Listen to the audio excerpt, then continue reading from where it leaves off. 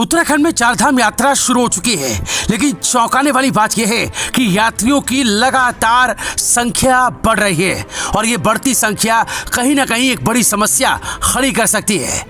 ये हम नहीं बल्कि हिमनद वैज्ञानिकों का कहना है, जिन्होंने इस पर चिंता जाहिर की है। उन्होंने कहा है कि केदार घाटी में मानवीय गतिविधियों को कंट्रोल करने की जरूरत है, वरना यहाँ की जैव विविधता पर इसका असर पड़ेगा। ऊंचाई पर होने से ये क्षेत्र काफी संवेदनशील है। इसे ध्यान में रखते हुए वैज्ञानिक मानवीय गतिविधियों को कम करने पर जोर दे रहे हैं। आपको बता दें कि हर साल यात्रा में आने वाले यात्रियों की संख्या बढ़ रही है। पिछले साल की बात करें तो चारधाम यात्रा में 56 लाख यात्री दर्शन करने पहुंचे थे। सिर्फ केदारनाथ की बात करें तो करीब 20 लाख श्रद्धालु यहां पहुंचे थे और इस तरह यह आंकड़ा साल दर साल बढ़ रहा है।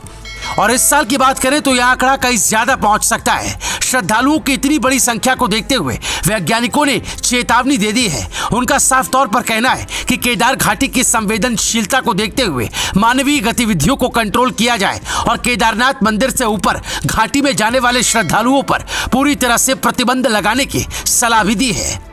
दरअसल Wadia institute of Himalayan geology से सेवानिवृत्त यानी रिटायर्ड हिमनद वैज्ञानिक डॉक्टर डीपी डोभाल ने बताया कि केदार वैली लूज मटेरियल से बना हुआ है, जिस वजह से पूरी केदार घाटी संवेदनशील है। इस सीजन केदार घाटी में बर्फबारी कम हुई, जिसके चलते अभी तक कोई एवलांच की घटना सामने नहीं आई, लेकिन 15 जून के बाद बरसात शुरू हो जाएगी और उस दौरान घाटी और ज्यादा संवेदनशील हो जाती है, जिसके चलते लैंडस्लाइड और सड़कों के टूटने की घटनाएं बढ़ जाती है।